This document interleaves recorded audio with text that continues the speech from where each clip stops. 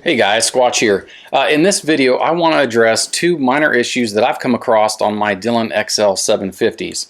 And the first one, you guys saw at the intro of this video, is those cartridges hanging up as they exit that case feeder. Now, I've got questions on this before, and 9 times out of 10, what the issue is guys have this drop tube installed upside down. There's a label here, and it indicates, hey, put this end up. But, you know, guys get in a rush, they put it in upside down. Now, the reason why the stickers here is Dillon, you know, this is a pretty standard issue plastic tube here, but on this end, they hit this with the chamfer, so the ID has a real nice chamfer on it. So that's why they want this end up. So the issue that I ran across, I was having that same issue occur on this press, and I had it installed the correct way.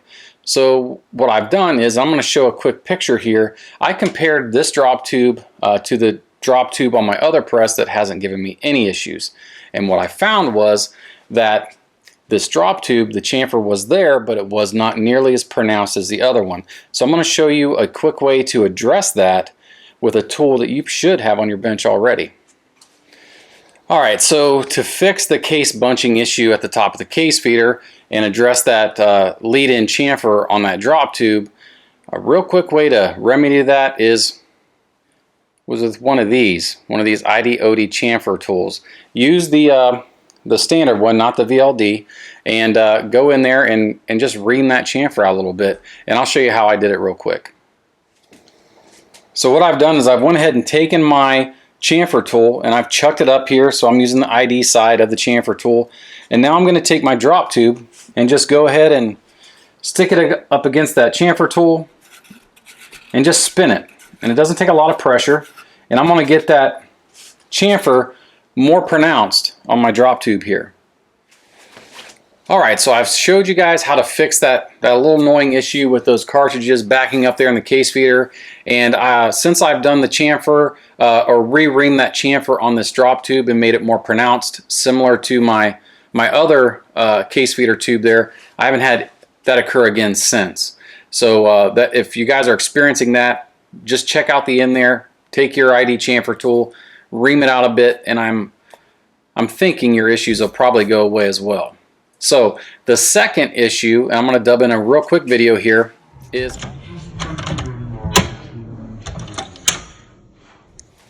what's happening, and it's more of an annoyance than anything, is this white retainer is catching on the spring.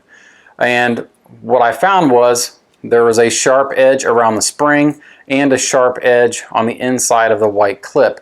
And I'm going to show you a real quick modification that I made to make that little snapping action go away.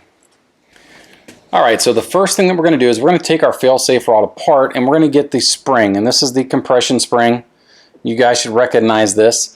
And all I'm going to do is the end that's going to go up into the white insert, I'm going to take an emery board here, and I'm just going to, you know, polish up those edges so there's no sharp edges. And typically the worst spot is where the coil wraps around. Sometimes I found on some of my other springs there that was actually catching in that white insert. So I'm going to spend some time and get this real nice and polished up on the edge, and then I'm going to show you a real easy quick modification to the white clip that has made the issue disappear entirely. Okay, so I've got my white retainer clip out, and what I'm doing is I'm orientating it like this, and I've got a real small rat tail file here. You could use a pocket knife and kind of take this inside edge out, but what I'm doing is I'm just putting a chamfer on the inside of this clip, and that's where this spring is going to rest. And what I've found is that with just adding that lead-in edge, that I'm not catching, my spring's not catching on this any longer.